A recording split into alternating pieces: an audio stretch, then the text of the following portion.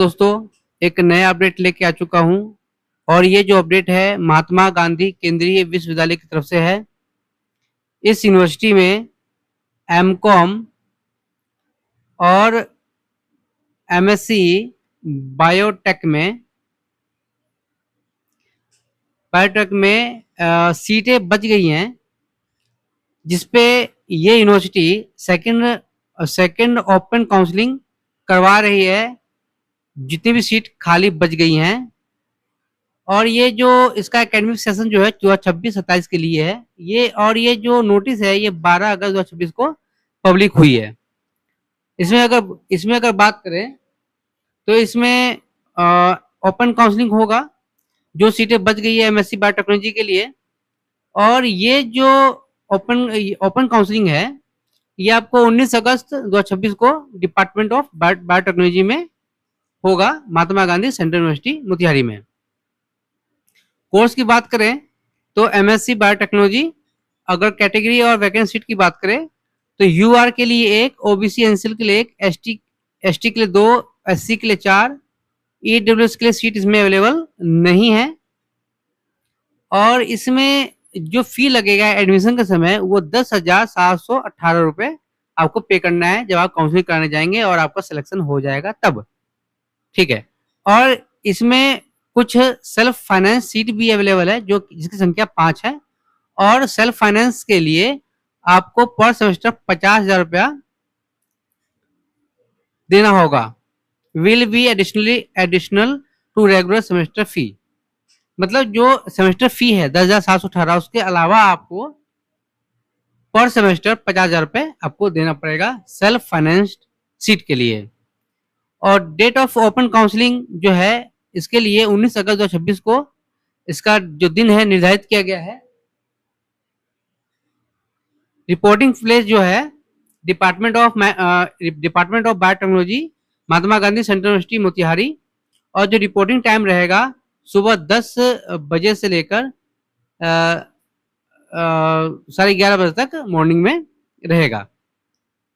अगर इसमें बात करें तो merit list of reported candidate will be displayed. जो अगर मेरिट लिस्ट बन जाएगी, अगर आप जाते हैं काउंसलिंग के लिए तो आपका नाम आया या नहीं आया, आपका सिलेक्शन हुआ या नहीं हुआ, उसी दिन, किस दिन, जिस दिन आपकी काउंसलिंग है 19 अगस्त को, तो 19 अगस्त को आपका 11:30 बजे तक रिपोर्टिंग टाइम है। और उसी दिन 12:30 बजे तक सेम डे में आपको ये पता चल जाएगा कि आपका सिलेक्शन हुआ या नहीं हुआ। The selected candidate need to pay admission fee. और आपको सेम डे में ही अगर आपका सिलेक्शन हुआ था तो आपको एडमिशन फी 2 बजे तक, दोपहर के 2 बजे तक आपको पेमेंट करनी है। Visa seat will be allotted. अगर आप नहीं करते हैं पेमेंट तो मेरिट में जो अगला जो कैंडिडेट होगा उसको सीट अलॉट कर दी जाएगी। To participate in the open counselling candidate have to register. और आपको ओपन काउंसलिंग के में मतलब काउंसलिंग करने के लिए आपको इस एड्रेस पे, ये जो है सामर्थ पोर्टल है, इस पे आपको खुद को रजिस्ट्रेशन करना पड़ेगा। कब तक? 18 अगस्त तक आपको इस पे खुद को रजिस्ट्रेशन करना पड़ेगा for open counselling bye paying the registration fee.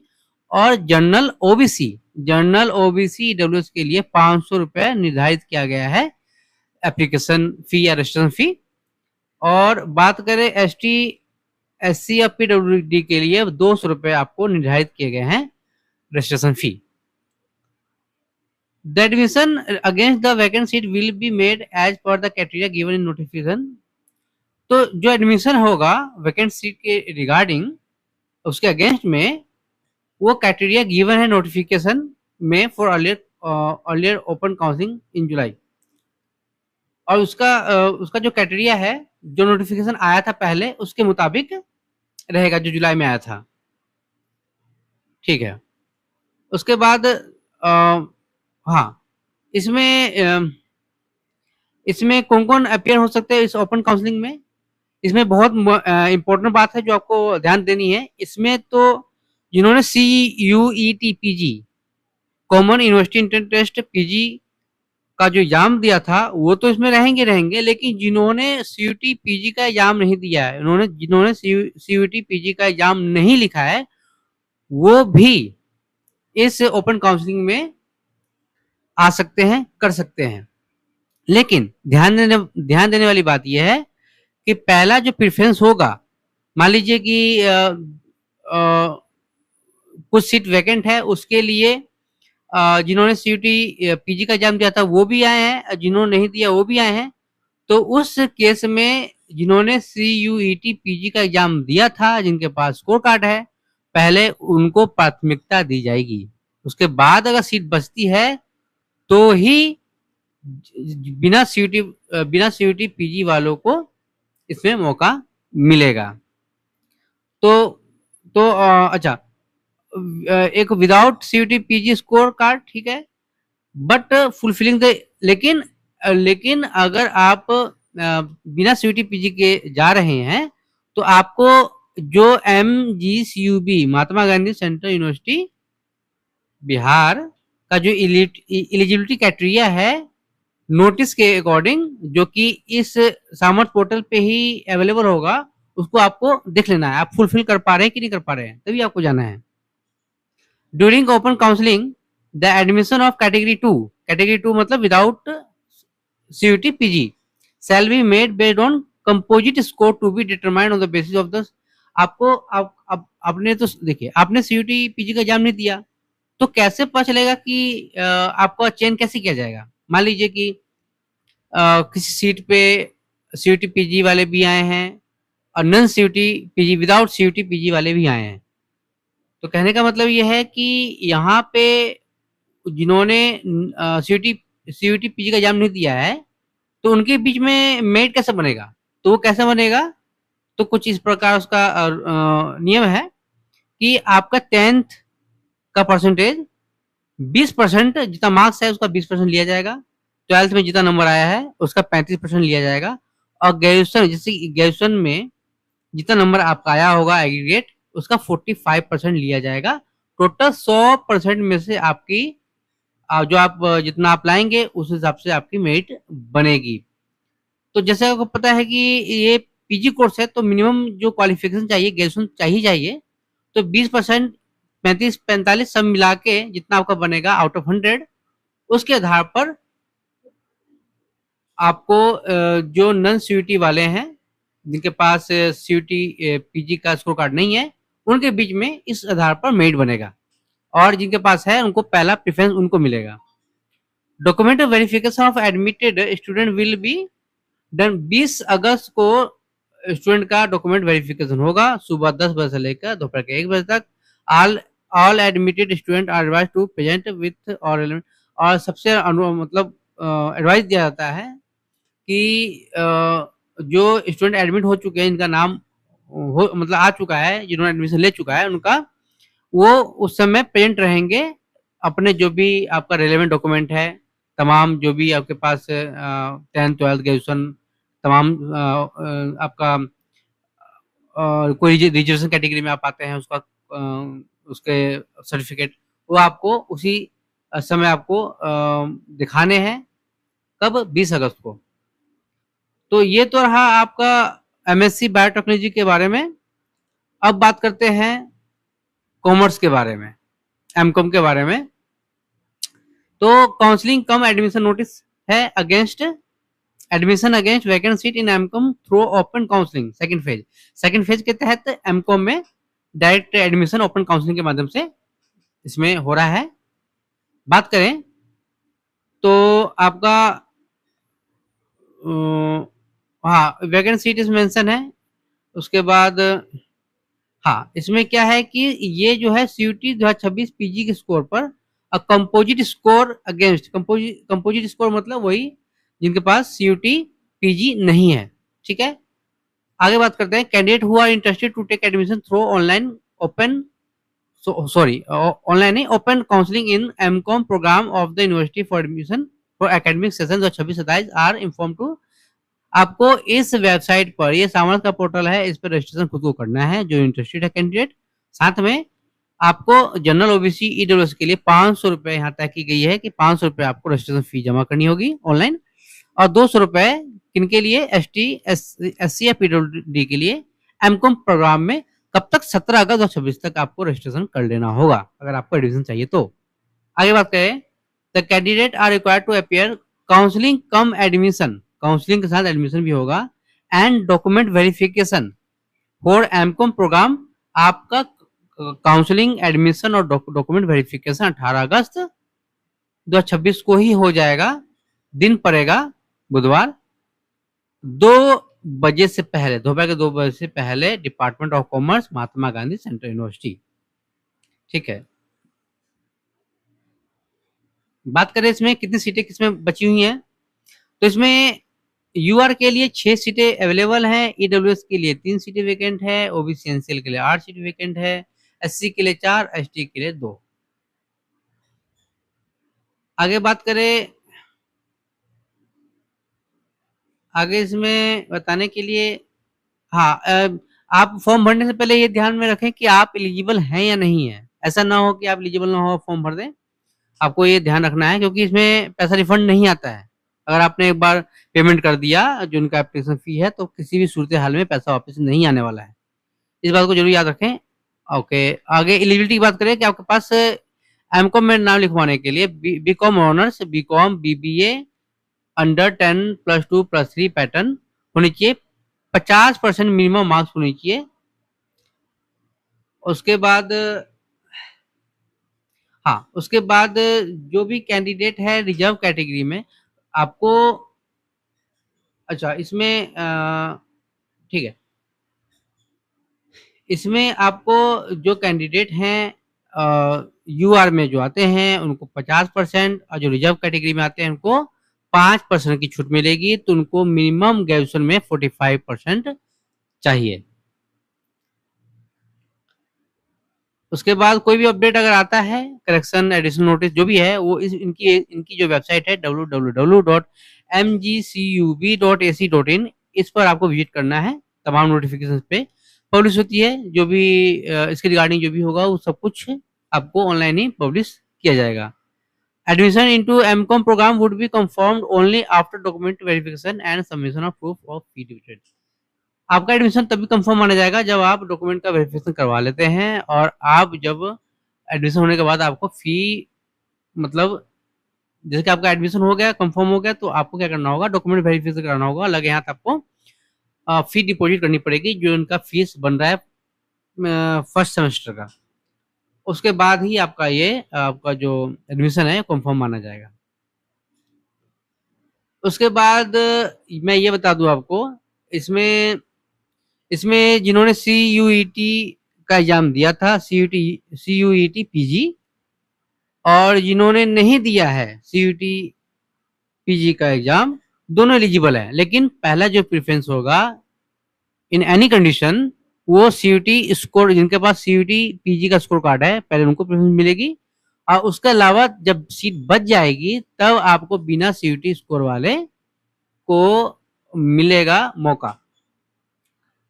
और इसमें इसमें सेम जो मैंने आपको बताया बायोटेक्नोलॉजी वाले केस में, कि जब नन विदाउट CUET वाले आएंगे तो उनके भी जो मेरिट बनेगा वो इस आधार पर होगा कि 10th का जो नंबर होगा उसका 20%, 12th का जो नंबर होगा आपका उसका 35%, ग्रेजुएशन का जो नंबर होगा उसका 45%।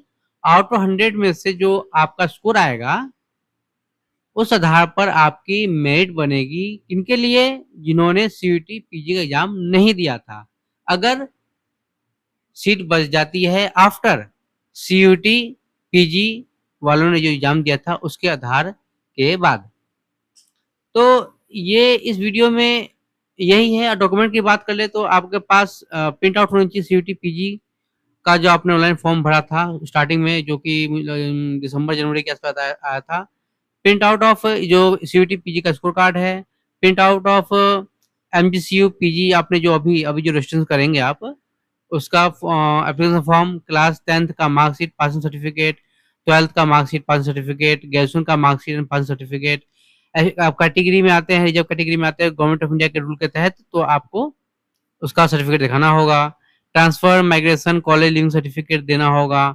Certification of conduct from head of institution, character certificate हो गया। लास्ट जो आपने अटेंड किया है, लास्ट अटेंड क्या किया आपने, ग्रेजुएशन मतलब बीकॉम। उसके बाद 10th 10 नंबर पे जो है आपको एंटी रैगिंग एफिडेविट साइन किया होगा खुद का, और नॉन जुडिशियल स्टैम्प पेपर जमा करना पड़ेगा। Anti ragging affidavit duly sign on by parent guardian का भी साइन होता है एंटी रैगिंग एफिडेविट पे, on non judicial stamp paper पे। और सर्टिफिकेट जो भी लगेगा, आप ईडब्ल्यूएस में सर्टिफिकेट लगाना होगा ईडब्ल्यूएस के लिए।